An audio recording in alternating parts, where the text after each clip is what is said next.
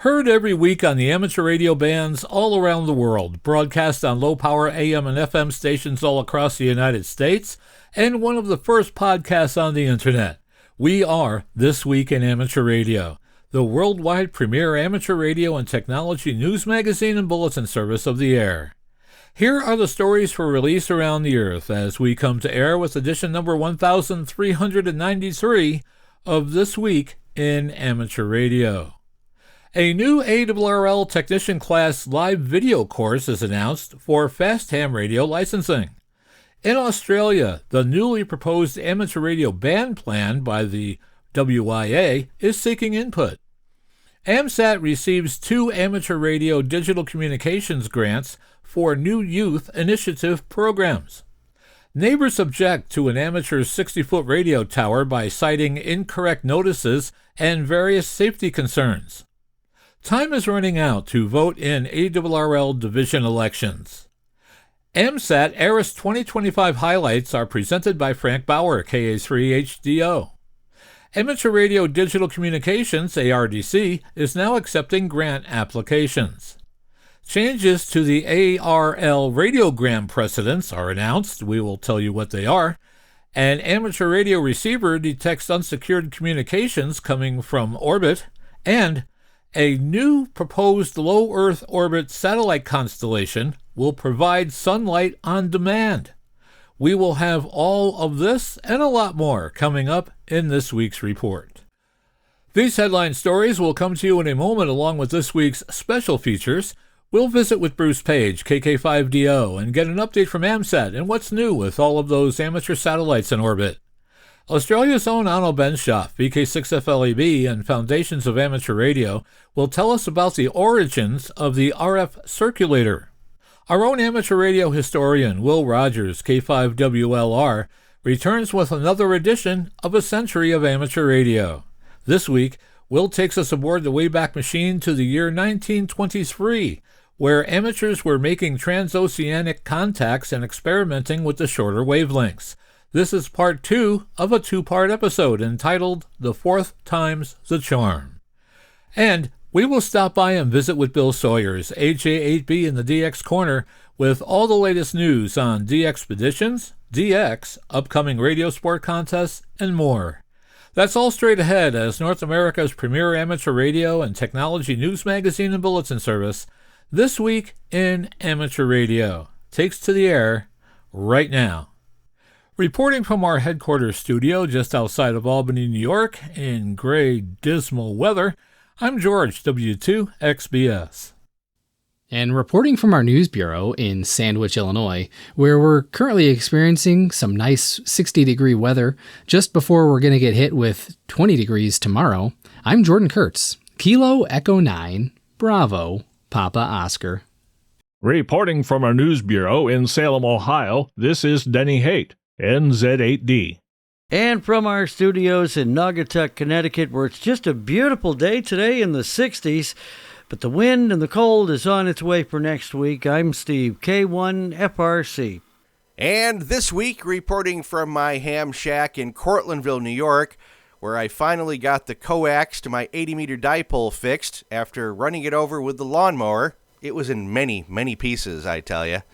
I'm Chris Perrine, KB2FAF. And reporting from our news bureau in Rochester, New York, along the southern shore of Lake Ontario, I'm Dave Wilson, WA2HOY. Coming to you from a rather nippy, but still sunny Space Coast in Florida, I'm Ed Johnston, W2PH. And reporting from our Troy, New York news bureau, where it's cold enough to snow, I'm Eric, Kilo Delta 2, Romeo Juliet X-Ray.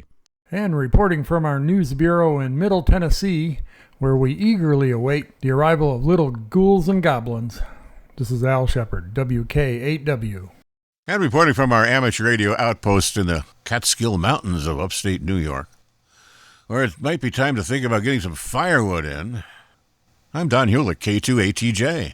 And reporting from our news bureau in Fayetteville, Arkansas, where autumn colors are in full bloom, but just for a short time, I'm Will Rogers, K5WLR. Leading off our news this week, do you have family, Friends or neighbors eager to get on the air? Introduce them to the new ARRL Technician Class Live video course. John Ross, KD8IDJ, is here with all the details. The course includes everything needed to prepare for the FCC Technician Class Amateur Radio License exam. Enrollment is open now for the 2-day course, which takes place December 20th through the 21st, 2025. You can join ARRL Education Specialist Wayne Green, KB4DSF, for this interactive online class. We're going to have fun, said Green. I'll guide you through operating your first ham radio to how to communicate through amateur radio satellites. And we're going to get fully immersed in every question and answer with the info you need to pass the test. In addition to live instruction, course participants will receive the popular Technician Class Prep book from ARRL National Instructor Gordon West, WV6NOA, which has helped thousands of new hams get licensed with fast results. 1 year of ARRL membership is included, ensuring these new hams will have quick access to all ARRL benefits, services, and programs. You can visit the ARRL shop to complete the paid enrollment for a special introductory price of $99. Registrants will receive a follow-up email with instructions for registering for the live video course after completing your order. And if you have any questions regarding the course, please contact the ARRL Education and Learning Department at 806-594-0285 or email ead@arrl.org. I'm John Ross, KD8IDJ. Once again, the course will include 2 days of live instruction with expert ARRL Educational Specialist Wayne Green, KB4DSF, Technician Class Prep book by Gordon West, WBNOA, and 1 year of ARRL membership. Those who remember ARRL's recorded video courses of the past will recall how valuable it is to see and hear lively video instruction. This new course will ensure students have an even more personal, interactive experience. Green will present the material in bite-sized sections, demonstrating just how much fun amateur radio is. Regulatory changes and shifts in on-air activity are two of the major drivers behind a wide-ranging overhaul being considered for Australia's ham bans. The Wireless Institute of Australia's Technical Advisory Committee opened a community consultation on October 17th and is expecting hams who have made requests over the years to formally weigh in on these proposals until the deadline on December 12, 2025. The proposed changes accommodate growth in the use of new modes and new areas of interest, particularly those involving the use of digital technology. They include revising ATV segments based on widespread adoption of digital ATV modes, a review of repeater subbands considering the growth of digital voice hotspots on 2 meters and 70 centimeters, and band plan data for the microwave bands between 24 and 134 gigahertz are also being reviewed. On HF, the proposal will try to achieve better alignment of band plans, including 630 meters and 160 meters. A comprehensive list can be found on the WIA website. The WIA is seeking responses only from licensed hams and clubs based in Australia. Revisions are expected to be published by the end of the first quarter of next year. Frank Karnauskas, N1UW, AMSAT Director and Vice President of Development, is pleased to announce that 2 grant applications were approved this week by Amateur Radio Digital Communication. The first grant is for additional software licenses for production of BuzzSat.com series of online courses designed for high school students. The first course, Introduction to Satellite Meteorology, was introduced at Hambench in 2025. The production cycle begins with content development by a volunteer subject matter expert. In the case of the Satellite Meteorology course, retired high school earth science teacher Eric Sonnewald, N2XSE, created content by harvesting open source material, both text and illustrations, and organizing it into a frame-by-frame presentation. From there, the frames are located into a specialized educational authoring program that adds a complex assortment of interactivity tools that help make the learning experience engaging and effective. Constant interaction required of the student helps to prevent the lessons from becoming a mind-numbing text, next page, turning sedative. The authoring software has several AI-assisted capabilities, including the ability to generate audio narrative for text and to translate courseware into up to 70 different languages. The theme of the lesson is Satellites in Space Help Us Live a Better Life on Earth. 14 courses are planned for completion by the end of 2026. The courses are free to students, teachers, at-home educators, scouting leaders, and lifelong learners of all ages. You can experience the Introduction to Satellite Meteorology course now at www.buzzsat.com. The second grant is for production of a satellite-themed coloring book for younger, elementary-age kids. The coloring pages in the book show how satellites play important roles in almost every aspect of modern life. Satellites and their role in agriculture, navigation, broadcasting, pollution control, and wildfire fighting are just a few of the 12 topics shown in the book. Production of the coloring book began about a month before the application for the grant was made, so the finished book cover as well as the sketches for a few inside coloring pages were shown at the AMSAT Space Symposium held back in October.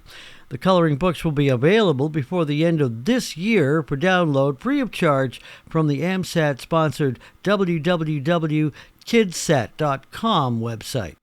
Roger Adam, an adjacent property owner in Genoa, Nevada, used the general public comment period to object to a 60-foot ham radio transmitting tower approved by County Community Development near 265 Old Barn Road. Adam said the Genoa Historic District Commission had rejected a 60-foot 5G tower 2 years earlier and said Community Development approved a 60-foot ham radio tower adjacent to his property's border. He said he submitted opposition by email and telephone on the same day he received the development notice, and that the project applicant's southern neighbor refused to sign documents approving the project. Adam raised safety concerns about the telescoping tower's structural integrity, saying its proximity to adjacent properties could cause a collapse, property damage, or fire. He said multiple Pioneer Trail subdivision owners opposed the tower and contended that at least 6 Genoa Lake residents were not notified by the county. Adam also criticized the project notice, saying it described a retractable amateur radio antenna without drawings or photos, and that written comments were limited to 10 days and sent by mail only to adjacent property owners. Adam asked why the project was treated as a minor design review rather than a larger review process, and urged elected commissioners to ensure taxpayers have the options to vote on decisions that they consider significant. The board did not take action on the matter during the meeting. The comment was heard during general public comment. No county staff presented a reply on the record during the public comment period. The matter remains at the community development review stage, as described by the commenter. ARRL has called on General Mobile Radio Service, or GMRS operators, to join its grassroots campaign to pass the Amateur Radio Emergency Preparedness Act. In an open letter to the GMRS community, ARRL says, even though you may not be an FCC-licensed amateur radio operator, as an FCC-licensed GMRS operator, you can help by sending a letter to each of your congressional representatives and your senators. GMRS users should go to www.arrl.org/HOA and select the GMRS Users button to create their letters.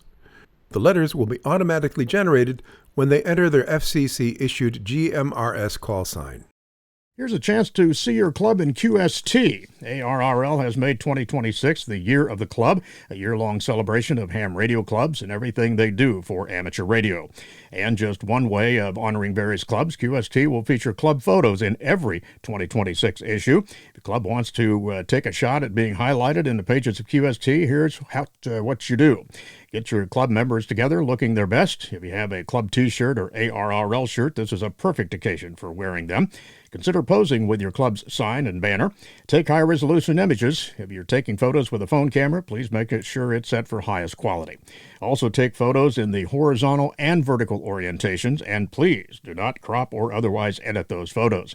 Type up the names and call signs of any hams that are pictured, the name and call sign, if applicable, of the person who took the photos, and the full name and call sign of the club.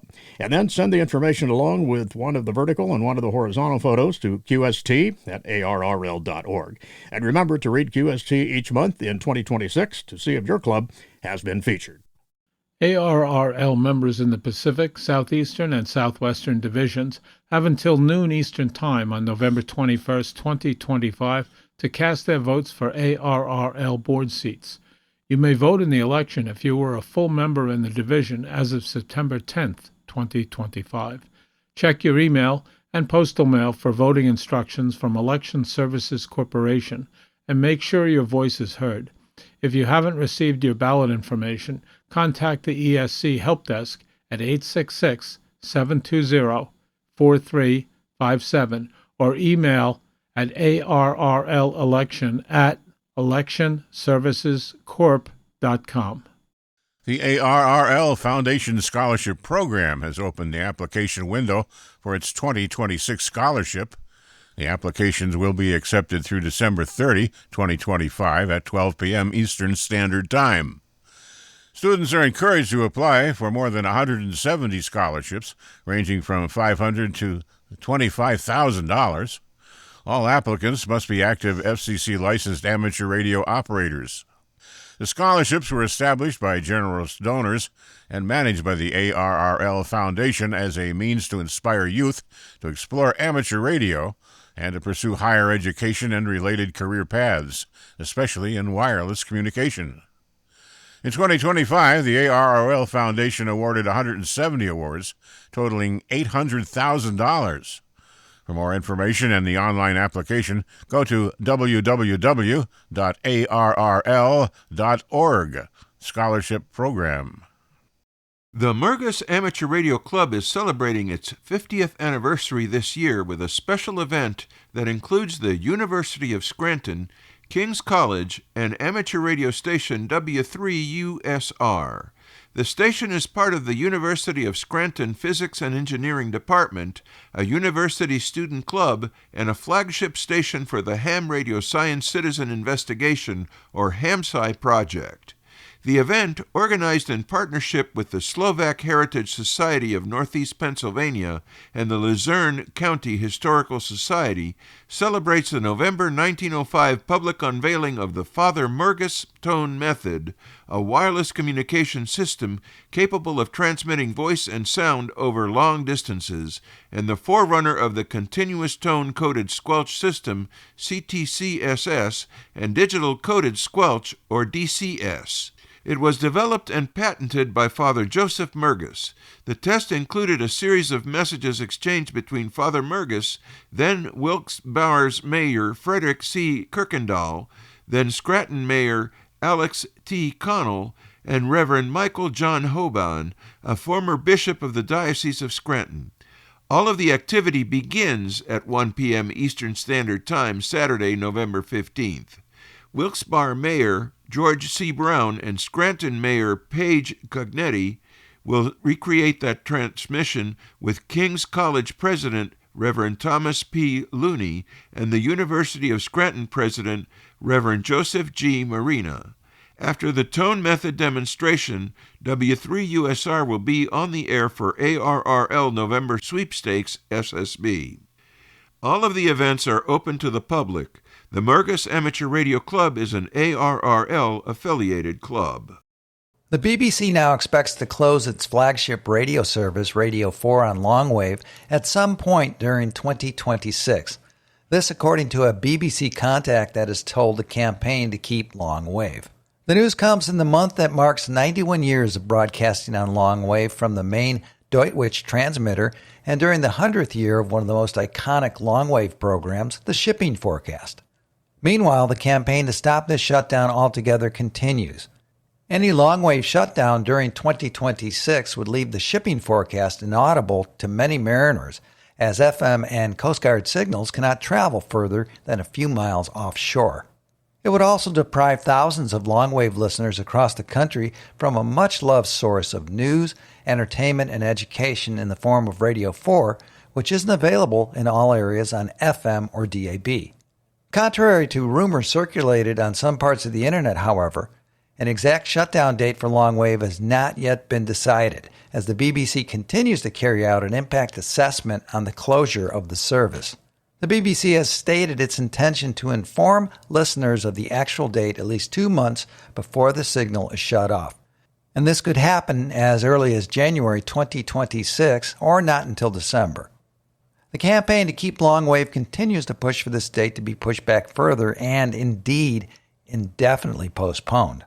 In a report called Still Speaking to the Nations, published earlier this year, it set out several important reasons for keeping the longwave broadcast.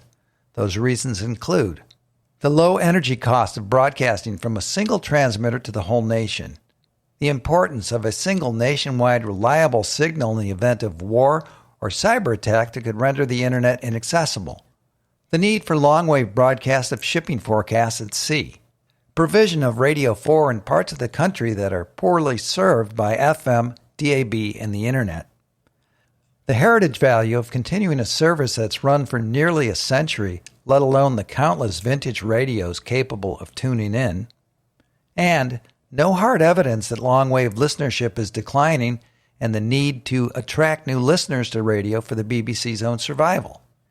Added to this is the importance of Radio 4 longwave to listeners in war-torn Ukraine who can rely on a trustworthy source of news that cannot be blocked by hostile powers. The BBC has yet to provide a detailed response to the report or to a petition to keep longwave that contained over 5,000 signatures, which was delivered in person to the Broadcasting House back on June 7th, 2025. In a time of uncertainty, division, and political turmoil, the importance of Radio 4 longwave has never been greater. I'm Mike Nikolic, N9OBQ. It is the first half of the month, and that means it is time for the monthly report from the Volunteer Monitor Program. The Volunteer Monitor Program is a joint initiative between the ARRL and the FCC to enhance compliance in the amateur radio service. This is the current activity report of the Volunteer Monitor Program. Technician operators in Indiana, Colorado, and Arizona were issued advisories concerning 20-meter FT8 operation, a band on which technicians have no privileges. Technician operators in Kansas and California received advisories concerning 40-meter FT8 operation. Technicians only have CW privileges on that band. A commendation was issued to an operator in Maine for exceptional courtesy during a net on a 2-meter repeater, in which he explained to new licensees the misconceptions regarding antenna tuners and resident and non-resident antennas. An operator in Georgia was issued an advisory concerning transmitting music on 75 meters, which is prohibited by Section 97.113, Subpart A, Paragraph 4 of the FCC rules. There was one virtual club presentation about the Volunteer Monitor Program given to the Mount Diablo Radio Club in California. Technician operators in Florida and Georgia received advisories concerning 17-meter FT8 operation, a band on which technicians have no privileges. Technician operators in Florida, California, and Oregon received advisory notices concerning 20-meter FT8 operation, again a band on which technicians have no privileges. A commendation was issued to an operator in Ohio for exceptional work with the April 29, 2025 Skyward net on the Preble County 145.470 MHz repeater. There was one FCC meeting and one FCC case referral. The totals for this report's monitoring were 1,067 hours on HF frequencies and 1,883 hours on VHF frequencies and above, for a total of 2,950 hours. We thank Volunteer Monitor Program Administrator Riley Hollingsworth, K4ZDH, for this month's report. Participants in the National Traffic System message nets will soon be noticing two changes in ARRL radiograms. John Ross, KD8IDJ, files this special report on the NTS changes from League headquarters in Newington. For the first time in 45 years, a new message precedent or priority level is being introduced, and the list of numbered ARL radiogram text has been updated and expanded. The new C for certified precedents joins the long-standing list of E for emergency, P for priority, W for welfare, and R for routine message categories. It is to be used for unique messages to specific individuals with known contact information and must be delivered within 48 hours of origination. The C precedent may not be used for bulk messages such as those sent to welcome new members to the hobby. It is the first new precedent established since the W welfare category was introduced in 1980. There are many newer ARL number radiogram text. Anyone involved in traffic nets is encouraged to download the complete list from either the NTS 2.0 website or the Radio Relay International RRI website. The changes are part of an ongoing effort to modernize the national traffic system and result from a memorandum of understanding establishing a closer working relationship between NTS and RRI. More details are available in the November issue of the NTS letter. I'm John Ross, KD8IDJ. In addition, the list of standardized ARL numbered radiograms has been updated and expanded to keep up with changing technologies and messaging needs during disasters and emergencies. The use of ARL in a message alerts the receiving operator to expect ARL numbered radiogram in the message text. For example, the new ARL 35 is a shortened form of telling the recipient that the sender is evacuating to a family member or friend's house. And the ARL 92 is shorthand for widespread disruptions to internet service at this location. There are many more new ARL numbered radiogram texts. Anyone involved in traffic nets is encouraged to download the complete list from either the NTS 2.0 website or Radio Relay International. And the countdown is on. ARRL full members have till December 31st, 2025 to earn up to 6 automatic entries for a chance to win the ICOM Dream Station. This is a complete ham radio station featuring a limited edition IC 7760 HF and 50 MHz transceiver, an IC PW2 amplifier, desktop microphone, and a special ICOM 60th anniversary Seiko watch, all generously donated by Icon America. Members automatically earn ARRL sweepstake entries when you join or renew your ARRL membership. That you earn 1 entry. If you set up auto renewal, you earn 2 entries. And if you donate to the ARRL Diamond Club, you earn 1 entry for every $50 donated. Note that there's a limit of 6 entries per person. ARRL Director of Development Kevin Beal, K8EAL, shared that many members, including longtime life members, have joined the ARRL Diamond Club this year, earning entries while supporting amateur radio beyond membership dues. Diamond Club donors are fueling the future of amateur radio while unlocking a shot at winning a state-of-the-art ICOM Dream Station valued at over $17,000, said Beal. These donations provide vital funds that will ensure ARRL will continue to work to promote amateur radio, including advocacy, education, technical resources, and public service. These funds also fuel our work to develop the next generation of active hams, including free student membership for youth and programs that recruit new hams of all ages. Every gift is an investment in the hobby we love. The Diamond Club is an opportunity to amplify amateur radio's voice through the ARRL, and this year to potentially upgrade your shack with a winning sweepstakes entry, said Beal. Learn more about the 2025 ARRL sweepstakes and view the official rules on the league's website. On a personal note, I've been to the league headquarters like last week. The prize is on display. You don't want to miss this. Steve Sawyer, K1 FRC. Hello and welcome to the DX Corner for your weekly dose of DX. I'm Bill, AJ8B. I'd mentioned previously that our DX Club, the Southwest Ohio DX Association, had just published a special edition of the October newsletter dedicated to 160 meters. Scott, N4JN, Dave, K3BQ, and Ken, NS7 Victor, each dropped me a note and are now reading the newsletter. You can get a copy as well by emailing me at thedxmentor@gmail.com. The word for the week is antenna counterpoise. An antenna counterpoise is a system of conductors, usually wires or a metal screen, placed near the ground but insulated from it, designed to act as an artificial ground plane for an antenna. In simpler terms, it's a substitute for physical earth ground when a good ground connection is impractical. For instance, you have rocky soil or rooftop installation, or even you're operating from your room or apartment. The purpose of the antenna counterpoise is that it completes the RF circuit. Just like a light bulb needs two wires, an antenna needs a return path for RF current. The counterpoise provides that path when the earth cannot. The benefits are that it improves efficiency. Without a counterpoise, the antenna may radiate poorly and cause stray RF currents on the feed line. It also reduces common mode currents. This helps to prevent interference, and it stabilizes impedance matching. Typical designs are radial wires where several wires radiate outward from the antenna base, often used for vertical antennas, or horizontal wires or screens, suspended above ground under the antenna.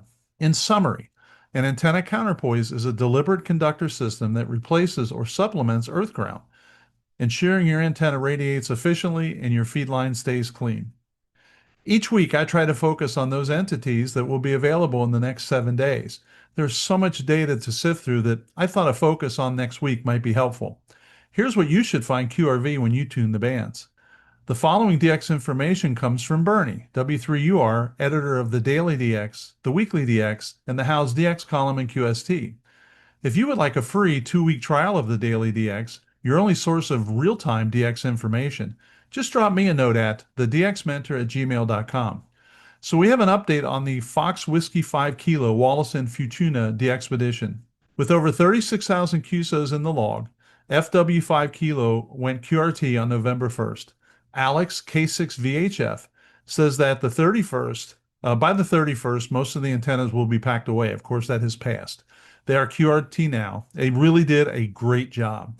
And stay tuned for the DX Mentor, because we're going to have Alex, K6VHF, and a crew member or two with us to kind of discuss the DXpedition. Well, speaking of DXpeditions that are QRT, we also have 5 Kilo Zero Uniform Alpha. This year's contest was a wild one, they said. One of the radios was dead on arrival, the amplifier failed early, and the 40-meter vertical snapped in the wind. It felt like everything that could go wrong did go wrong. But they didn't quit. With backup gear, quick fixes, and a lot of teamwork, they pushed through the chaos. Despite the setbacks, they logged over 4,500 single sideband contacts, a result that they're proud of, and they should be. It was really a great DXpedition. Well, here's another one. 6 Oscar 3 Tango, the DXpedition to Somalia. Quote, mission accomplished. The team has wrapped up an unforgettable experience in one of the top 50 most wanted countries. The DXpedition has officially come to an end. With over 75,000 QSOs logged, our incredible radio adventure concludes in a country that hadn't been activated for a long time. Today, the team began the journey back home. After a well-deserved rest, QSO confirmations will start via LOTW for those who made their request through OQRS. Then paper QSLs will be mailed out, followed by bureau cards, again for OQRS requests. A huge thank you to Club Log for their constant support and valuable contribution to the amateur radio community. A detailed article about our adventure will follow soon.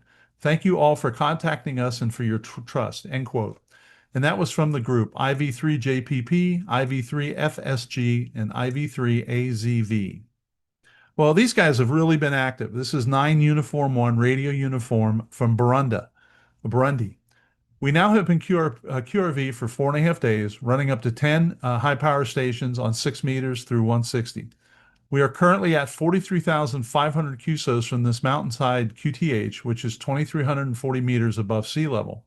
Quote, please know that we are still experiencing electrical power issues and outages even with additional generators.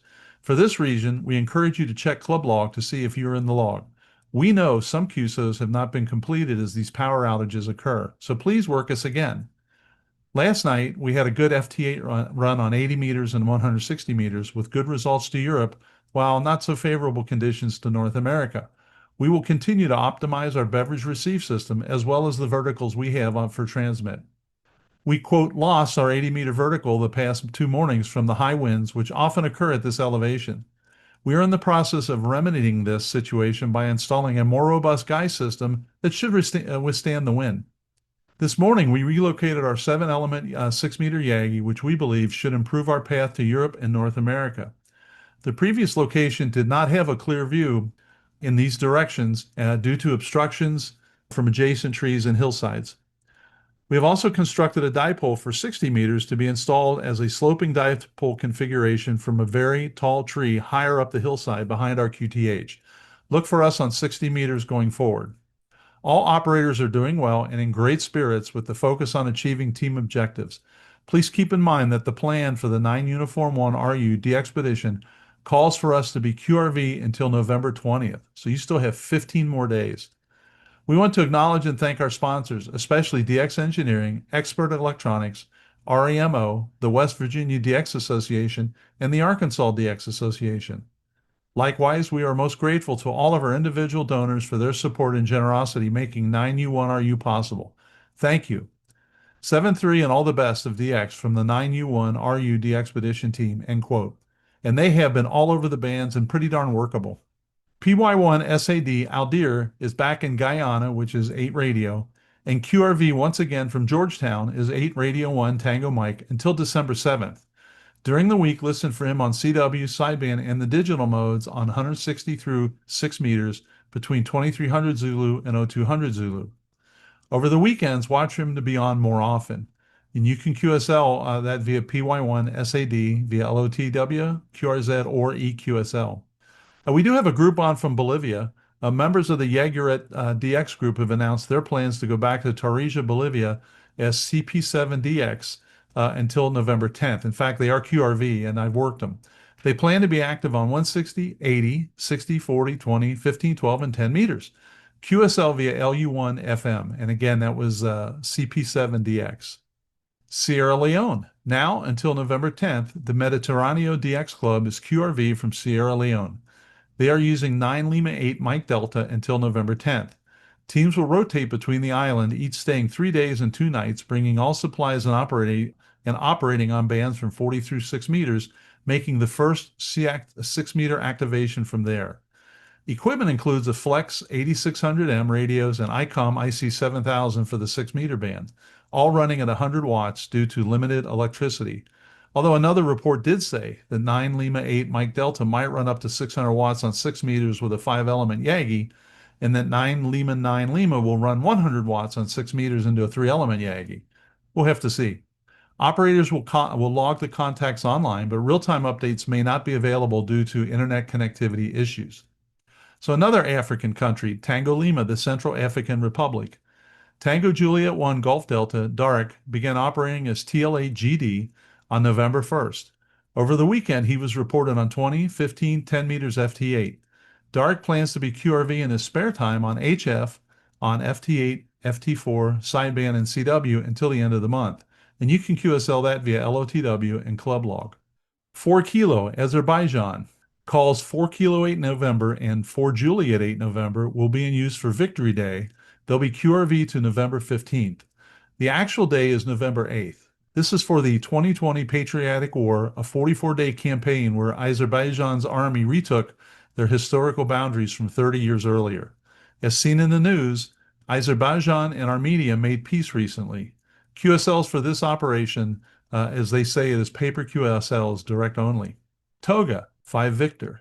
5 Victor 7 Radio United is QRV until November 19th with RA1ZZ and R9LR operating. They say it is unrelated to the 2022 operation under that call sign. This will be a holiday style using HFCW, single sideband, FT8, and the QO100 satellite with a focus on 160 and 80. Direct OQRS requests and all donors will get a first LOTW confirmation. Paper QSLs will be via Club Log OQRS with donations of $10 or more. Log corrections and questions can be sent to ra1zz@mail.ru. Well, Africa is being very busy right now. We have an update from 7 Quebec, which is Malawi. Upon reviewing his 6-meter 7 Quebec 6 Mike log, Don, who's also known as K6ZO, notes that, based on historical propagation data, conditions on the Magic Band are likely to be favorable for openings between Malawi and North America in the coming days. Last Monday, 7 Quebec 5 Bravo Mike was heard on 6-meter FT8 in the central and eastern U.S. between 1340 and 1800 Zulu. North American operators should monitor for this opening. Gary Hall, W1VE, will operate remotely as 7 Quebec 2 Tango on 6-meter CW at 50.090 MHz, self-spotting on the DX network, typically between 1500 and 1900 Zulu, although activity will depend on the reliability of AC power. So here's an update on the de-expedition to Sable Island, Charlie Yankee 0 Sierra. The Sable Island CY0S de-expedition team is very pleased to announce the addition of Ralph Fedor, K0IR, to the team. Ralph is in the DX Hall of Fame and holds 10 de-expedition of the Year awards. The CY0S team is very excited about Ralph joining and their effort, which is scheduled for March 19th to the 31st, 2026. Ralph has activated some of the most remote and inhospitable places on Earth. His bio is on the cy0s.com website, and Ralph is a great guy and a terrific operator, and I know he's a great teammate. Planning continues to go well. The biggest challenge is working with significant weight limitations for the 2 flights on the Britten-Norman Islander aircraft. The weight allowances for the 2 flights are 1,306 kilograms or 2,880 pounds, which includes the weight of the 9 team members as well as their food and personal gear. The team members' weight, food, and personal gear accounts for 73% of the total weight allowance for the aircraft. Because of the strict weight allowance, all team members will be bringing freeze-dried meals for their stay on the island. Currently, the team gear is above the weight allowance, so the team is working on ways to come in under the allowance. It is a challenge, but the team is working diligently on this. Go to the website cy0s.com for many photos from our previous CY0S de-expeditions. And that all came from Murray, WA4DAN. Now here's the one I'm particularly interested in, Bangladesh, Sierra 2. The Bangladesh Telecommunications Regulatory Commission has officially granted special authorization for the upcoming de-expedition program to be held at the UNESCO World Heritage Site from 11 to 17 November 2025. That's a week away. All radio operations during this period will be conducted under the special event call sign Sierra 21 SDX. And you can QSL that operation via I-8 Kilo Hotel Charlie. The DX Mentor features a new podcast this weekend, a discussion with young op Pia, DL7PIA. Pia is one of the youngest hands to win the CQ Marathon contest in Europe in 2024. She is also an accomplished contester, a POTA operator, a violinist, a pianist. Well, you get the picture. Check it out. Let me know what you think. If you want to follow all the latest DX podcast and YouTube releases, you should check out the DX Mentor Facebook page and subscribe to be kept up to date on all of the DX activities. So here's our contest updates. I know that the ARL contest sheet is read elsewhere in this podcast, and the contests that I mention are sometimes redundant. However, there are a few contests that I have found to be especially useful for DXers who are trying to fill band slots or work an all-time new one. I mentioned the French RAF 160-meter contest last week. This week, we have the All-Australian 160-meter contest. The dates and times are 1600 Zulu to 2359 Zulu, November 15, 2025. This is a CW contest. The suggested frequencies are 1810 to 1950 kilohertz. However, participants should carefully observe your national regulations for 160 meters. The exchange is RST and serial number. If you work any of this contest, drop me a note and let me know how you did. And you have to be careful on 160 because there really are no dedicated CW or phone segments. Historically, I stay toward the bottom for CW, but if the DX is up above, I'll go up above. If you would like a copy of the special Swadexa newsletter for October that has over 100 pages of articles about 160, again, just drop me a note and I will send it to you at thedxmentor@gmail.com. Until next week, this is Bill, AJB, saying 7-3, and thanks to my ex-whale Karen for her love and support. I hope to hear you in the pileups. Have a great DX week. Imagine that you can buy a device for a few $100s and listen in on private conversations, military negotiations, and even intercept important commands for power systems around the world. This is not a scene from a spy movie, but harsh reality. The vulnerability was accidentally discovered by researchers from the University of California and the University of Maryland. For 3 years, they listened in on secret military and private communications. The result was astonishing. Almost half of all satellite transmissions were completely unencrypted. Analysis of the intercepted traffic showed that the following was transmitted over the open airwaves: private phone calls and SMS messages from T-Mobile customers, Wi-Fi data from airplanes, critical commands for managing power grids and oil platforms, military and police reports revealing troop locations and details of secret missions. This discovery completely destroys the myth of the safety and security of satellite communications. Governments and corporations rely on these systems, considering them to be reliably secure. In fact, the risks are much more serious than just a breach of confidentiality. This vulnerability can be used as a weapon to track troop movements, sabotage vital infrastructure, and steal data on a massive scale. The most disastrous aspect is that scientists analyzed only 15% of the total traffic, meaning that the actual scale of the problem could be much greater. This issue affects more than just the military and big business. Your personal calls, messages, and internet traffic on airplanes are often routed through satellites. If the connection is not encrypted, your data becomes accessible to anyone.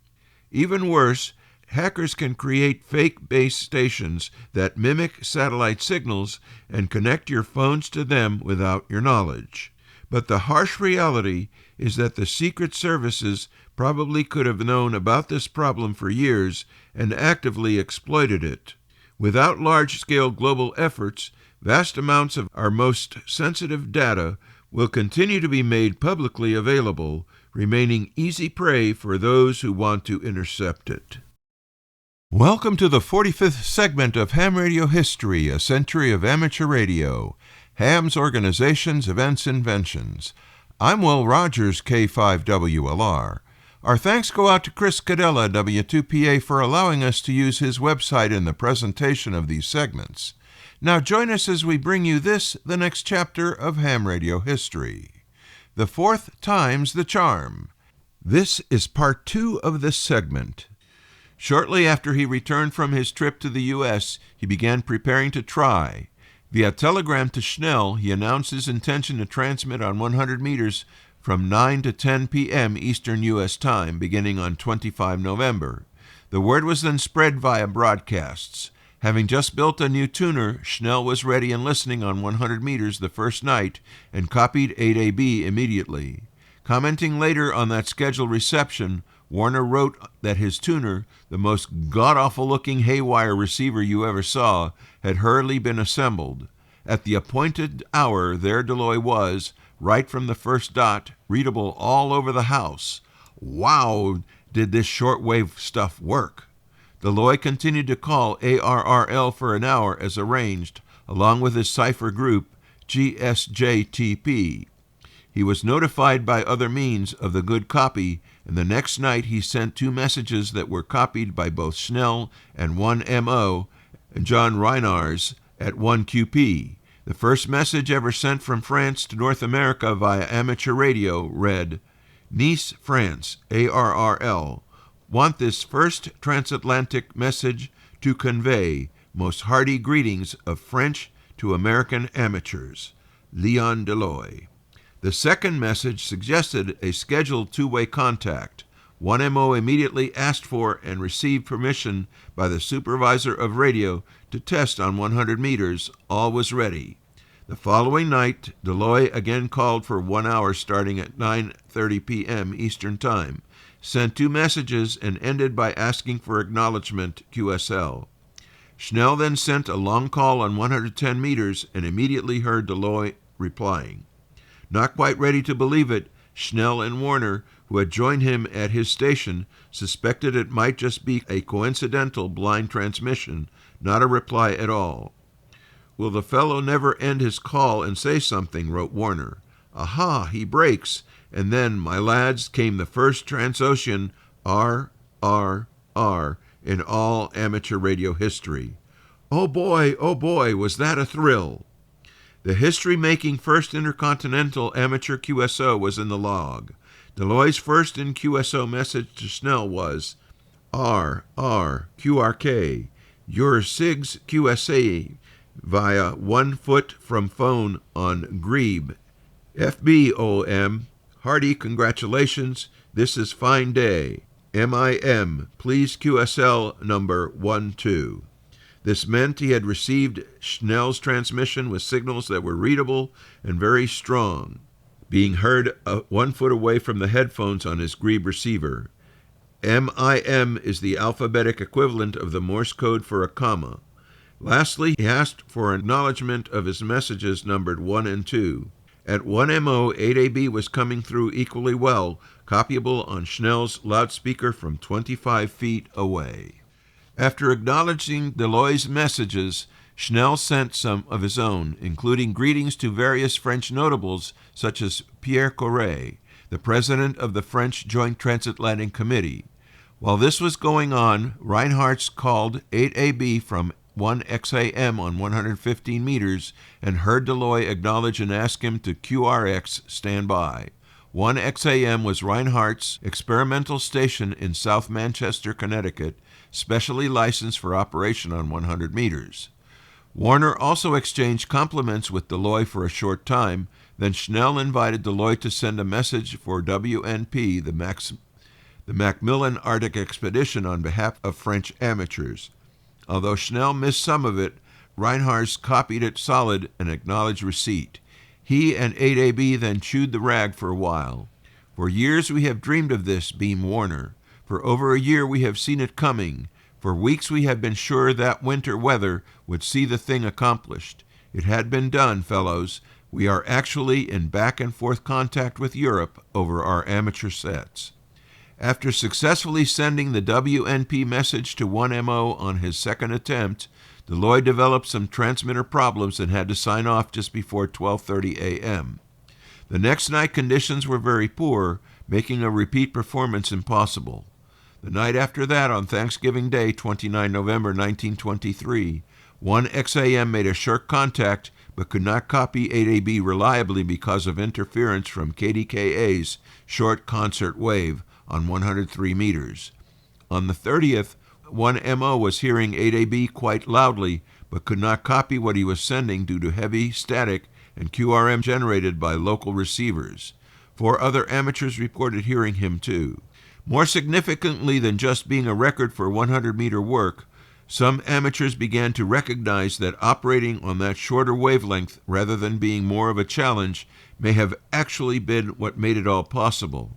All 3 stations on this first set of QSOs were transmitting using the same Reinhardt's modified Hartley oscillator, 8AB's being powered by 25-cycle unrectified AC, which made it copyable using a non-oscillating detector, and the Connecticut pair both ran 500-watt transmitters with some degree of rectification on the plates. All receivers were based on regenerative Reinhardt's tuners, a Grebe at 1XAM, and a version at 1MO that was, as described by Warner, at best a pile of junk, a friendly jab at Schnell. The point of all this was that there was nothing remarkable or special about any of the equipment, except for the fact that the contacts were all made with it tuned to very short wavelengths. Warner concluded that the accomplishment is merely a demonstration, more effective than all of our talk of the efficiency of the shorter waves. He then admitted that it would be hard to explain to you fellas, we know, how an ARRL officer happened to win the Brown Derby offered by the editor of QSD as a trophy to the first ham to work to Europe. We hear agonized yells of collusion.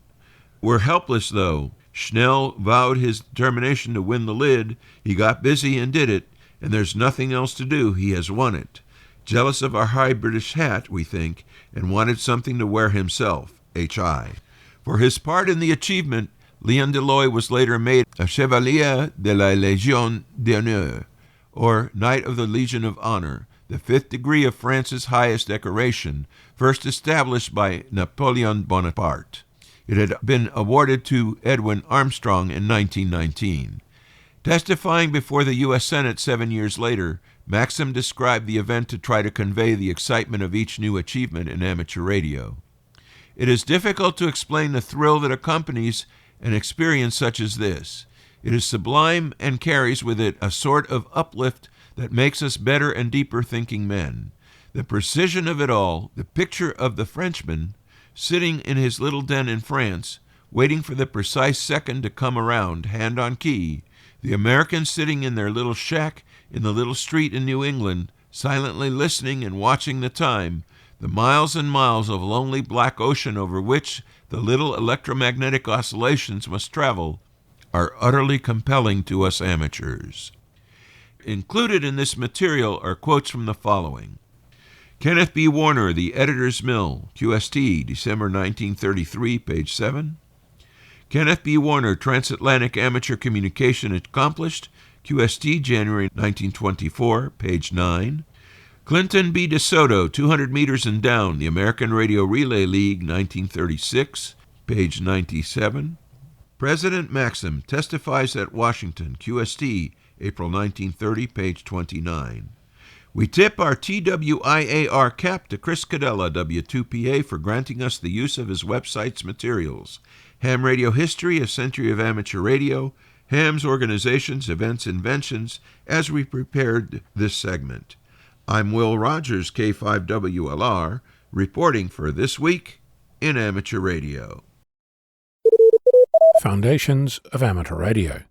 Recently I explored the use of a radio device aptly described by a fellow Aussie electronics engineer Ozeng as absolute witchcraft. I'm talking about an RF circulator, one of which is sitting quietly on my desk. Roughly 60 millimeters square, 30 millimeters thick, weighing in at just under half a kilogram, unexpectedly with a 200-year history. Let the spelunking commence. The moment you start reading the circulator Wikipedia page, you'll see this sentence.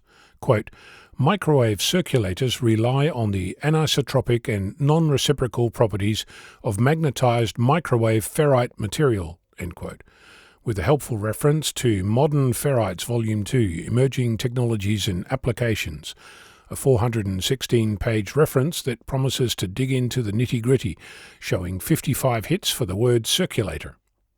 Anisotropic, you ask? It's a property that describes velvet. Rub it one way, it's smooth. Rub it the other way, and the hair stands up on the back of your neck. Wood is another example, easier to split along the grain than across it. While we're at it, reciprocity in physics is the principle that you can swap the input and output of a linear system and get the same result. If you know me at all, it should come as no surprise that I went looking for an inventor. There's over 12,000 patents referring to a circulator, including more than a handful relating to nuclear reactors. In 1960, a prolific Jesse L. Butler came up with patent US 3255450A, multiple beam antenna system employing multiple directional couplers in the lead-in, which states, quote, this circulator has the characteristic that energy into one port will leave another port to the exclusion of a third, end quote. If you recall, that's the exact phenomenon I used to describe the RF circulator on my desk. So, job done. We have our inventor. Not so fast. The patent goes on to say, quote, circulators of this type are discussed in an article, The Elements of Non-Reciprocal Microwave Devices, by C. Lester Hogan in Volume 44, October 1956 issue of Proceedings of the IRE, pages 1345 to 1368, end quote. The IRE is the Institute of Radio Engineers.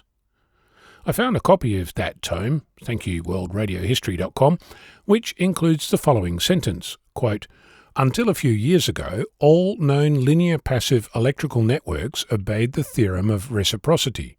Today, several different types of passive, non-reciprocal microwave networks are in practical use, end quote. A footnote refers to an article by Lord Rayleigh on the magnetic rotation of light and the second law of thermodynamics, and includes images of an optical one-way transmission system from 1901. In that 1901 article, Lord Rayleigh in turn refers to a paper published 16 years earlier, in which he observed that light polarization can be made to violate the general optical law of reciprocity, using a system that consists of two so-called nickel prisms, a crystal that can convert ordinary light into plain polarized light, invented by William Nickel in 1828. Using two prisms arranged at a 45-degree angle, you can make light go through it in one way, but not the other.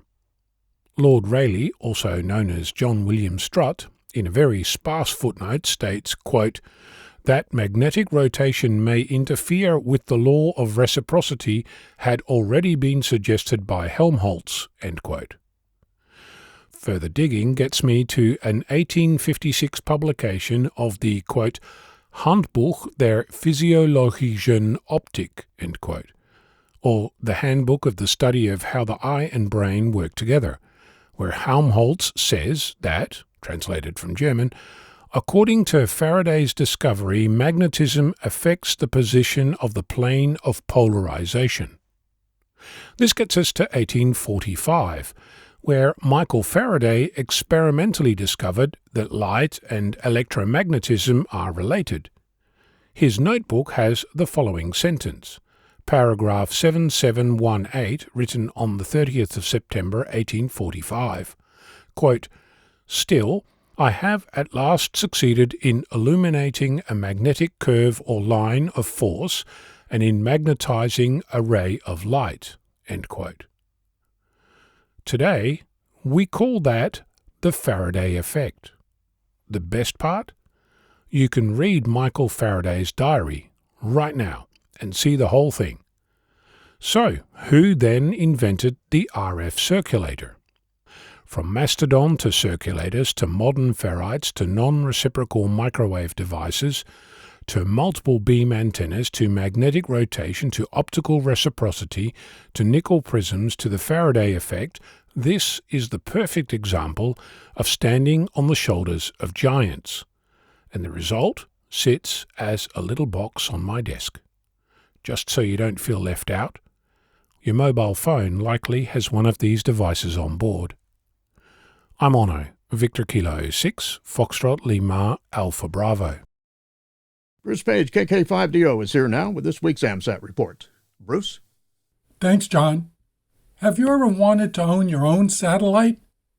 Not one that is space-ready, but one that will function as if it were in space. AMSAT has the CubeSat Sim Kit. We have them available several times a year as the volunteers build them, and we are working to have even more available. Here's the neat thing. The kit comes with all the boards fully assembled. You will need to stack the boards, attach the frame, and then mount the solar panels. After this, you will have a simulator that will be able to charge the batteries from the solar panels, transmit 6 different modes, BPSK, FSK, SSTV, APRS, CW, and act as a crossband repeater. Besides all that, receiving any of the modes with an RTL SDR dongle and some software, you can see how the batteries are charging and discharging as well as other data from the simulator. I finished assembling mine this week and will be taking it to some club meetings around the area. Great for schools to get involved in satellites and learn orbital mechanics. This is Bruce Page, KK5DO. Back to you, John. And thanks, Bruce, for that report. It is time for this week's look at solar weather and the terrestrial propagation forecast. Solar activity has reached high levels due to a pair of X-class flares. The first was an X1.8 on November 4th from region 4274. Associated with the flare were Type 4 radio sweeps, a 160 SFU-10 flare, and a partial halo coronal mass ejection directed mostly off the northeast limb and coronagraph imagery. Although the majority of the ejecta is expected to pass behind Earth, there is the possibility of a shock enhancement late on November 6th to early on November 7th. Region 4274 continued to be in a growth phase, however, the intermediate spots appeared to begin to separate from the larger trailing spots. An X1.1 flare was also observed on November 4th from a region just beyond the east limb near S15. Associated with this flare were a Type 4 radio sweep and a non-Earth directed coronal mass ejection observed off the southeast limb on November 4th. Solar wind parameters were mildly enhanced, but in decline. Solar wind speed decreased from approximately 480 km per second to nearly 420 km per second. The phi angle was mostly positive. Solar wind parameters were likely to trend towards nominal levels on November 5th and 6th.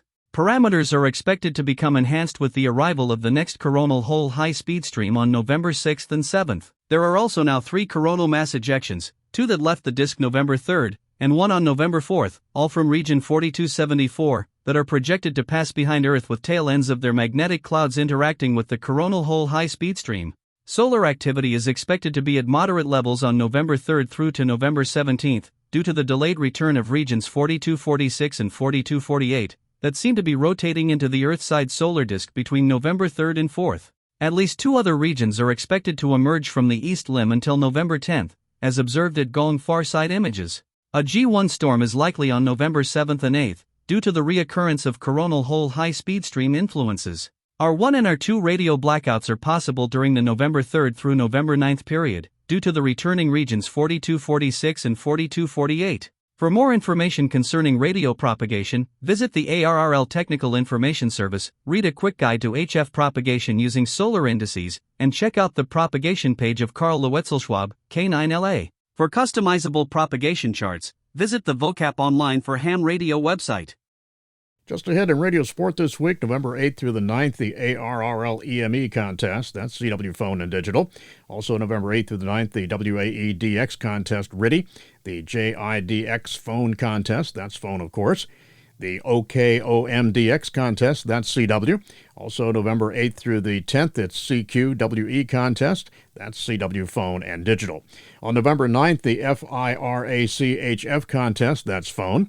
And on November 11th, the DARC FT4 contest, that is digital. On November 12th, the RSGP 80-meter Autumn Series, single sideband phone there.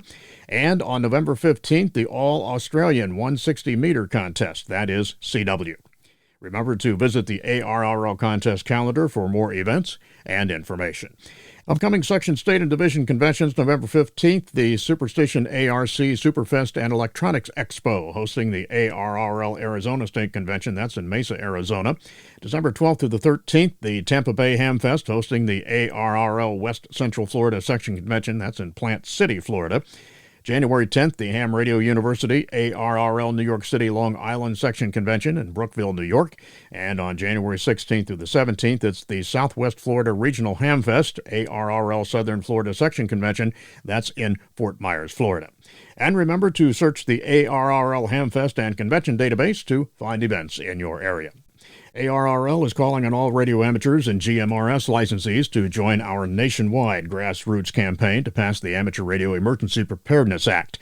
ARRL has made it very easy to send your letters to Congress, as a matter of fact.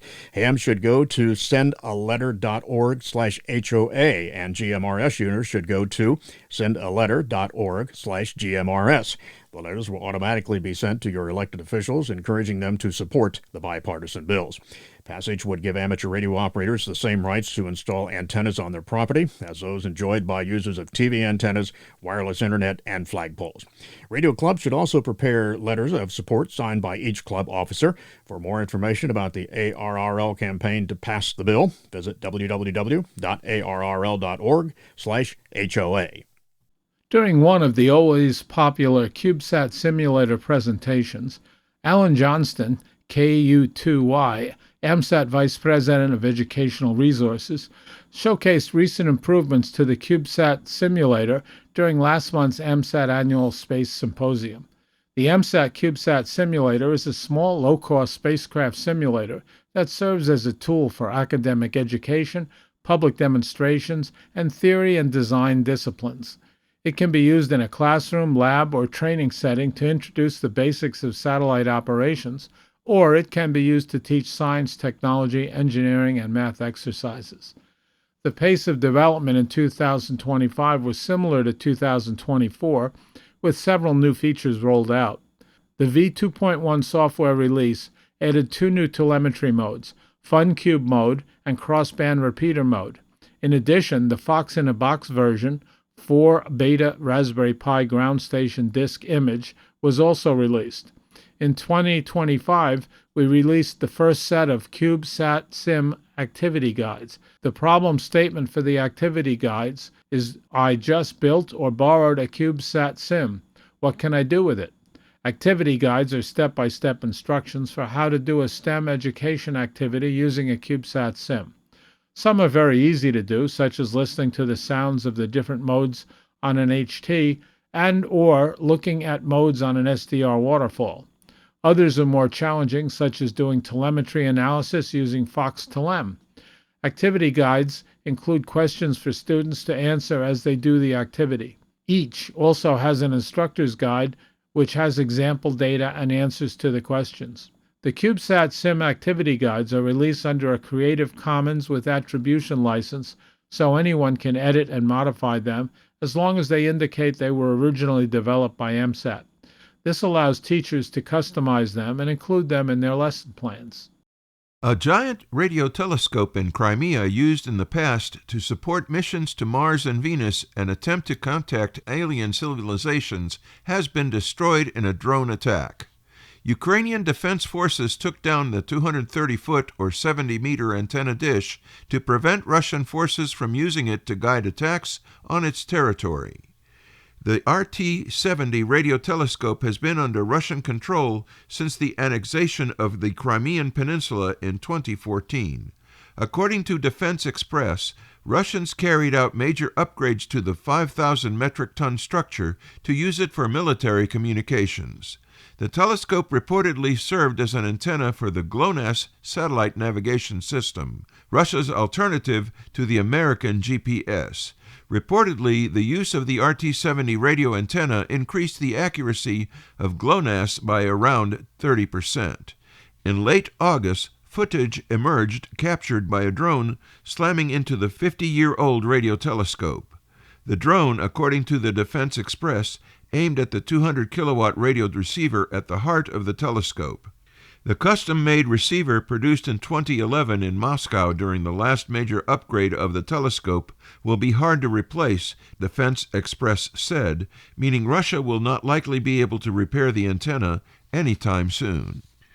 The destroyed dish was one of 3 RT-70 radio telescopes built across the former USSR in the mid-1970s to form the Soviet Deep Space Network. Soviet satellite controllers used the radio telescope near the city of Yevpatoria on the Black Sea coast to communicate with several missions of the Venus exploration program Venera in the late 1970s and early 1980s. In the 2000s, the telescope featured prominently in several initiatives intended to contact alien life. Over 20 message packages were sent from the telescope in 4 messaging campaigns targeting potentially habitable planets orbiting stars outside the solar system. Most of these messages have not yet reached their destinations. The earliest to arrive at its target is heading to an Earth-like planet orbiting the star Gliese 581, some 20.5 light-years from Earth, which it is expected to reach in 2029. The Yevpatoria RT-70 radio antenna also carried out astronomical research, detecting signals from planets, asteroids, and distant galactic centers. In the 2000s, the telescope supported the European Space Agency's missions Mars Express and Rosetta, destined for Mars and Comet 67P respectively. According to Orbital Today, the Shane Mirror Telescope, the largest optical sky-watching machine in Ukraine, featured a 7.8-foot mirror, is now under the control of the Russian Academy of Sciences, and so are the optical telescopes, radio telescope, and laser rangefinders at the Semez Observatory, located at Crimea's southernmost tip. Elsewhere in Ukraine, the giant Ukrainian radio telescope in Kharkiv sustained significant damage in 2022 when the region was under Russian occupation. Orbital Today reported that Russian troops stole instruments and computers from the observatory and laid landmines across the 1.6 million square foot site covered with more than 2,000 dipole radio antennas. Amateur radio on the International Space Station was the first educational payload on the International Space Station. As a result, ARIS is celebrating 25 years of the ISS with an SS-TV event to take place November 12th through the 20th. The series will also celebrate scouting. Series 30 will consist of 12 different images transmitted every 2 minutes on 145.800 MHz. Follow ARDC on social media for additional details and updates. Amateur Radio Digital Communications, or ARDC, has a mission to support the tinkerers, the dreamers, and the builders who keep ham radio strong. They recently issued a reminder that they are actively looking for applicants. Grants are available from ARDC, giving top priority to projects in one of several areas. Supporting satellite technology for ham, analog, and digital communications. Developing hands-on, open source, and educational materials and projects for learners in schools and clubs. And delving into open source hardware and software systems that include SDRs, new modulation techniques, and codec technologies. ARDC said that projects outside these areas would also be welcome to apply, but these areas are closest to the core of the organization's goal of promoting the freedom to tinker, build, communicate, and openly share information. Visit the ARDC website for more information. The 43rd Annual AMSAT Space Symposium and Annual General Meeting featured a special presentation of the amateur radio aboard the International Space Station by Frank Bauer, KA3HDO, the ARDC Executive Director. The presentation highlighted many accomplishments for the year 2025. A major accomplishment was achieving 25 years of continuous amateur radio operation aboard the space station. While celebrating that achievement, ARDC is aware of substantial changes happening in the space industry and embraces the shift towards commercial missions. With the upcoming decommissioning of ISS in the next 5 to 6 years, ARDC is listening to its NASA and ISS U.S. National Laboratory priorities. As a result, ARDC has modified the emphasis on its mission as follows: an independent backup communications capability for ISS, which boosts ISS crew morale through enriching youth, community, and amateur radio engagement, inspires, engages, and educates K through 16 youth in STEM and STEAM via 10-minute amateur radio contacts with the on-orbit crew, a workforce development powerhouse. During the 4 to 6 month pre-contact preparations, students learn about space exploration and science research, space communications, radio science and technology using amateur radio, and ongoing ISS research activities. Youth contacts keep astronauts proficient in ARDC radio operations and ground stations proficient in support of ISS backup communications. The main ARDC prime initiatives continue to be STEM and STEAM education, spaceflight hardware development, and spaceflight operations. Now, the ARDC 2.0 educational vision for the future is to inspire, engage, and educate students and lifelong learners. This means more extensive educational outcomes for all, engaging educational projects and lesson plans, multiple space stations on ISS and commercial missions, and lunar orbiters and landers. Bauer described the initiative that are currently underway, including the ARDC payload is now a facility on ISS, enabling partnerships to employ ARDC facility, expansion to Axiom commercial space station flights, expansion to Crew Dragon via FRAM to HAM missions, more SSTV opportunities, educational extension initiatives including the Student Mission Control Program. Frank then spoke in detail about several outstanding successes for the year, such as the FRAM to HAM mission and the ever-popular slow-scan television operations. Both events enjoyed exceptional exposure and impressive participation by students around the world. Bauer went on to thank NASA, the ISS U.S. National Laboratory, the ARRL, and AMSAT for financial and in-kind support, and to Amateur Radio Digital Communications for critical resources. You can view the complete presentation on AMSAT's YouTube channel. The 6th Annual Youth Dream Rig Essay Contest is about to get underway. Here with all the details, reporting from League headquarters, is John Ross, KD8IDJ. The contest is sponsored by the Intrepid DX Group, a California-based 501c3 nonprofit organization promoting amateur radio in developing nations. But this year, a change. This year, rather than our past essays, we are seeking well-thought-out and clearly communicated project proposals for a public access amateur radio station, said Paul S. Ewing, N6PSE, president of the Intrepid DX Group. This year's contest is called America Radio for Greater Good.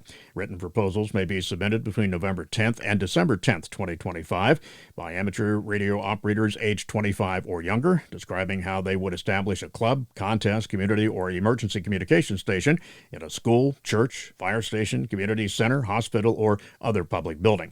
And that station must be in the USA, and only U.S. licensed amateur radio operators may submit proposals. And proposals may be submitted via email to the Intrepid DX Group at gmail.com or via USPS. The awardee of the complete station will be announced on December 15th, 2025. For more information about the Intrepid DX Group, visit its website at intrepid.dx.com. I'm John Ross, KD8I-DJ. This is a departure from our conventional essay contest, added Ewing. We're looking for proposals that would place the station in a secure and common area where it could be enjoyed by other licensed amateurs. Once the winning proposal is selected, the proposal author will have up to 60 days to secure written permission from the owner or guardian of the facility. The written permission must indicate approval for the station and the antenna to be installed. The proposal author may be the trustee of the station. The equipment provided will include a high-frequency transceiver, VHF and UHF transceiver, a 13.8 power supply, 2 100-foot lengths of coax, and antennas. For more information about the Intrepid DX Group, visit its website at intrepid-dx.com. It is time for NASA's weekly satellite shorts from all over. And this week we begin with SpaceX 10,000th Starlink satellite launched to orbit, and 8,562 active as of October 20th, a staggering two-thirds of humanity's active satellites in orbit that are controlled by a single private company. And lastly, two former NASA administrators criticized the agency's current approach to using SpaceX's Starship for the Artemis 3 crewed lunar landing, calling for an urgent redirection to reach the moon before China. In a fireside chat at the American Astronautical Society's Von Braun Space Exploration Symposium on October 29th, former administrators Charlie Bolden and Jim Bridenstine expressed skepticism about NASA's current Artemis architecture. China aims to conduct the first launch of its Long March 10 rocket and a lunar-capable crew spacecraft next year, according to a top official. The announcement from the China-manned Space Engineering Office comes as the U.S. prepares to send its Artemis II crewed mission around the moon as soon as February 2026. Many amateur radio clubs and organizations are planning on-air commemorations and special events for Veterans Day 2025.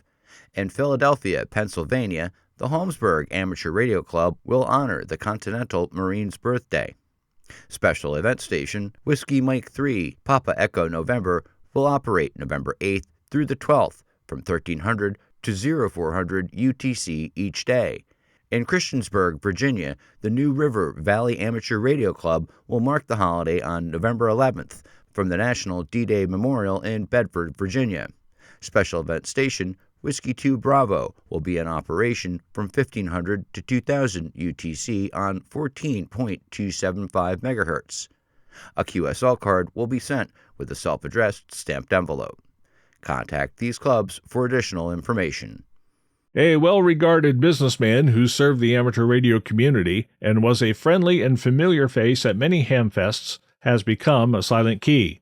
Many customers in the amateur radio community knew him simply as John B., but John Bartshear, N1 GNV, was also known for his Connecticut-based business, Quicksilver Radio Products, and his personable demeanor. He was a visible presence at hamfests and activities with the Meriden Amateur Radio Club. Before starting Quicksilver more than 20 years ago, John had been the advertising manager for the ARRL's publication, QST. Licensed in 1989, John and his club also ran the Nutmeg Hamfest, the New England ARRL State Convention in Hartford. John became a silent key on Saturday, October 25th, while hospitalized.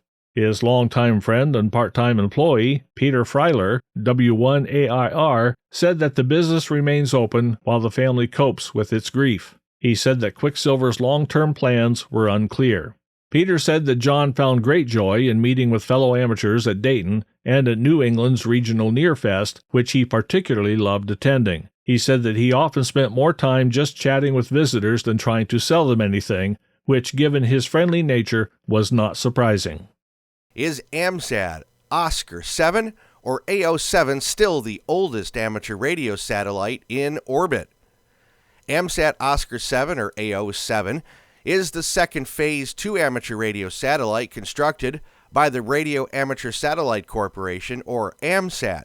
It was launched into low Earth orbit on November 15, 1974, and remained operational until a battery failure in 1981.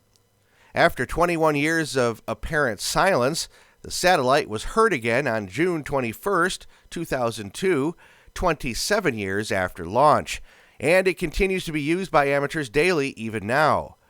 For a couple of decades, AMSAT has been able to proudly boast that this bird is the oldest operating satellite in space. However, that record has been challenged. After 47 years of silence, LES-1, a satellite launched by the U.S. Air Force and MIT's Lincoln Laboratory in 1965, began transmitting again. Its signals were detected by Phil Williams, G3YPQ, from North Cornwall in southwest England on December 18, 2012, verified by other members of the Hearst Group, Flavio AB Arcangelo PY2ZX in Brazil on December 22, 2012, and Mathis Bopp DD1US in Germany on December 27, 2012. In 1963, NASA's Lincoln Laboratory embarked on a groundbreaking mission to build and demonstrate military space communication systems under Project West Ford. This effort led to the development of the Lincoln Experimental Satellites, a series of satellites designed to test high-frequency communication capabilities in space. LES-1 launched on February 11, 1965, and was the first of these satellites. While LES-1 had ambitious goals, its operational success was limited. LES-1 was supposed to achieve a series of technical milestones, including demonstrating the viability of super high-frequency communications in orbit. However, due to miswiring in its ordnance circuitry, the satellite never achieved its intended orbit, and its communication system ceased operation by 1967. According to Williams, LES-1 was determined to be tumbling with a rotation rate of once every 4 seconds, as determined by distinctive fading of the signals, causing its solar panels to intermittently block and unblock the satellite's power source. It is possible that after 47 years, the batteries failed in a manner that allows them to carry charge directly through to the transmitter on 237 MHz, allowing the satellite to resume transmissions when it is in sunlight. The satellite continues to be operational as tracked by the SatNOGS network. The return of LES-1 after being lost in space for so many years presented a fascinating challenge for scientists. The satellite, now referred to as a zombie satellite, had somehow come back to life, despite decades of dormancy. This sparked curiosity within the scientific community, and a team from Lincoln Laboratory, where LES-1 was originally developed, set up a system to track and record the satellite every time it passed over their campus. The question remains, what caused this satellite to come back to life? The most plausible explanation centers around an electrical anomaly. This short could have allowed the satellite's solar panels, which had been inactive for years, to provide enough power to reactivate its communication system. While this explanation remains speculative, it highlights how even outdated technology can sometimes defy expectations under the right conditions. Despite the uncertainty surrounding the exact cause of LES-1's revival, the event is still a testament to the resilience of space technology. LES-1's unexpected resurgence provides a valuable link to the past and offers insights into the evolution of satellite communications. Here's a reminder that Youngsters on the Air Month takes place in December, and the Radio Society of Great Britain in the UK says a special call, GB25YOTA, will be active throughout the month. In various parts of the world, emergency communications continue to promote the use of the amateur service, as well as other modes and methods to the next generation. In India, ham radio operators are focusing more on DMR, digital mobile radio, as an alternative to analog VHF, UHF, and HF. 50 young hams were recently given training in DMR programming and operating by the Indian Academy of Communications and Disaster Management and the West Bengal Radio Club. According to the club secretary, Ambarish Nag Biswas, Victor Uniform 2, Juliet Foxtrot Alpha, this was the first hands-on training in DMR for radio operators who will be using DMR in the vast remote delta region known as the Sundarbans. Meanwhile, in the Philippines, members of the Ham Radio Emergency Communication Group DX1HAM devoted part of the 68th Annual Jamboree on the Air scouting activities to teach Boy Scouts of the Philippines the basics of operating two-way radios. The hams were preparing the next generation to be familiar with the next kind of radios being used by licensed emergency communicators when severe storms imperil public safety for their Western Pacific island archipelago. If you plan next year to attend the Radio Friedrichshafen in Germany, you may wish to set aside a day and do some sky gazing that has long been a companion to amateur radio. Astro, an astronomy trade fair, is making its premiere next year. The exhibition center will be home to the large ham radio trade fair from June 26th through the 28th and will be welcoming amateur astronomers and technology hobbyists on June 27. Space is being set aside in Hall B1 for a trade fair focusing on astronomy, astrophotography, and related activities, giving hams and others many more worlds to explore. At the annual general meeting of AMSAT members held as part of the AMSAT Symposium in Phoenix, Arizona last weekend, newly elected AMSAT President Drew Glassbrenner, KO4MA, outlined some future directions for the organization. Noting that membership in organizations and voluntary associations of all types has been declining across the board in all areas of society, Glassbrenner suggested a two-pronged approach. First, reduce the cost per member. AMSAT has already made major steps in that direction by closing the office and changing to an all-volunteer administration, and also by changing the AMSAT Journal from print to a digital publication. The organization should seek more opportunities to economize. Second, increase membership by creating a strategy to actively seek and invite new hams. The board has just approved a free student membership to bring young hams into the organization.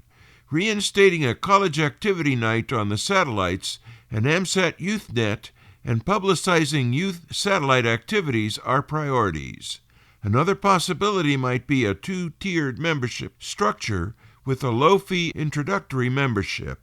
Glassbrenner also noted that government budget cuts have caused NASA to eliminate the CubeSat Launch Initiative program, which provided free launch opportunities to educational projects.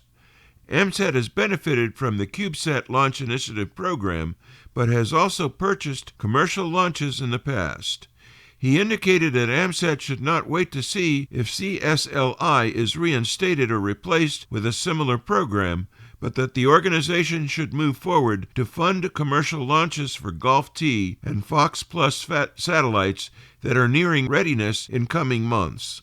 Another challenge facing AMSAT is that it is becoming increasingly difficult to operate in low Earth orbit. While orbital debris regulations forbid launches to higher orbits without meeting stringent technical requirements for deorbiting, re-entry devices are largely unavailable or unproven. The Golf program is meant to address this, but launches to higher orbits are also difficult to find. Future rules may mandate propulsion for collision avoidance in low Earth orbit. A strategy to meet these orbital challenges is to focus on developing amateur radio payloads that can fly on other satellites. The Italian Green Cube satellite IO-117 was an example. To take advantage of these opportunities, AMSAT engineers must focus on developing payloads as a series rather than as single projects so that units are on the shelf and available on short notice. The SDR Gen 2 transmitter board, an updated version of the units flown on HuskySat and MESAT-1, is a major step in this direction, as is the updated PacSat board under development. The Golf and Fox Plus programs are also being crafted to create satellites in a series with iterative improvements and an up-tempo launch cadence.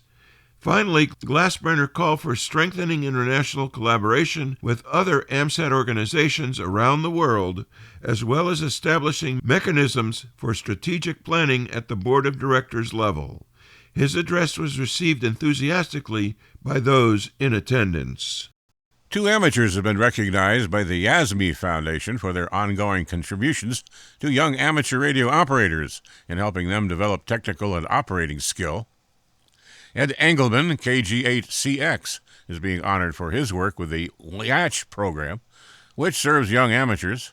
YACH is an acronym for the Young Amateurs Communications HAM team, which connects young radio operators around the world to form friendships and share their experience.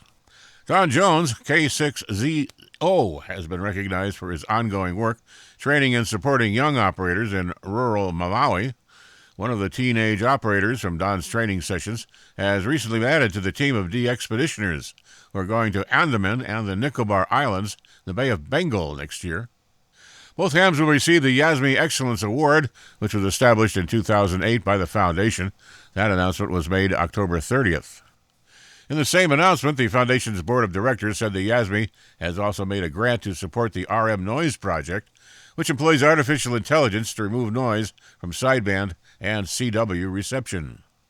Robert John Hannon, G4RQJ, was not just one of the best-known and longest-serving members of the Summits on the Air community, but perhaps one of its best-loved. He was there in 2002 when SOTA was a dream realized by so many outdoor enthusiasts who believed that combining radio with a bit of adventure would be a peak experience in every sense of the word. Rob became a silent key on September 25th in the Rysdale St. Cuthbert's nursing home. His death was reported recently on the SOTA Reflector. Even as poor health began to hamper his activities, Rob's enthusiasm remained strong. His final activation, made in 2018, was number 916. Even away from the summits, he was a particularly familiar face at the annual Norbrecht rally in Blackpool, where, accompanied by his wife Audrey, he staffed the SOTA stand and greeted visitors warmly. The SOTA Reflector Post noted that his cheerful and caring demeanor was as present on the air as it was off the air. The Post said, whether answering your call as a chaser or in a summit-to-summit QSO, he always sounded as though he was having the time of his life and was absolutely delighted to hear from you. Rob was 84. The estate of a silent key in the U.S. has endowed the creation of a high-ranking position at his alma mater in the state of Iowa. A native of Iowa, Gary Swenson, Kilo Alpha 2, Hotel Alpha November, served in the U.S. Army for 30 years before retiring as a colonel in 2005. Before entering the military, he had earned his master's and doctoral degrees in economics from Iowa State University. His lifelong love of learning and reading carried through into his amateur radio career and now prominently into his legacy. Gary became a silent key this past June unexpectedly when he had a heart attack at the age of 75. His estate is funding the establishment of a Dean of Library Services on the university campus. The library is a cornerstone of the university, with more than 2.3 million physical items in its collections and another 2 million ebooks, as well as access to online publications in various disciplines. According to the university website, more than 1.5 million downloads of the campus scholarship and research projects are completed each year from its digital repository. The library service's inaugural dean, Hilary Seo, said the gift would benefit future generations of students well into our next century of service. That educational mission is consistent with much of what Gary did after retiring from the military. He tutored at a community action center near his home in the state of Virginia and was active with the Mount Vernon Amateur Radio Club. And finally this week, the FCC's Space Bureau has been asked to approve a proposed launch next April for a satellite in non-geostationary orbit that will deploy mirrors to provide sunlight on demand, according to the company's website. Reflect Orbital, a startup company based in California, has filed its application this past summer for a license for what it hopes will be the first of 4,000 mirrored satellites that it wants to place in low Earth orbit by 2030. The April launch is being eyed for a demonstration satellite which will carry a mirror that measures 18 by 18 meters, or 60 by 60 feet. Sunlight's reflection by that envisioned constellation would extend daylight beyond twilight by as much as 4 hours, increasing solar power production to locations where Reflect Global has customers. The company says that its technology supports clean energy generation, but astronomers, biologists, and other scientists have raised questions about the prospect of light pollution on human and animal health and the ability to study the skies effectively. Astronomers in particular have said that lighting up the dark skies would impede their work, which uses sensitive cameras. According to published reports, Reflect Orbital recently began working with astronomers to minimize the mirror's impact on them. Meanwhile, scientists have observed how nocturnal species' lives can be disrupted and perhaps imperiled by artificial light during the night. This past May, the U.S. Air Force awarded the project a $1.25 million Small Business Innovation Research contract to support its progress.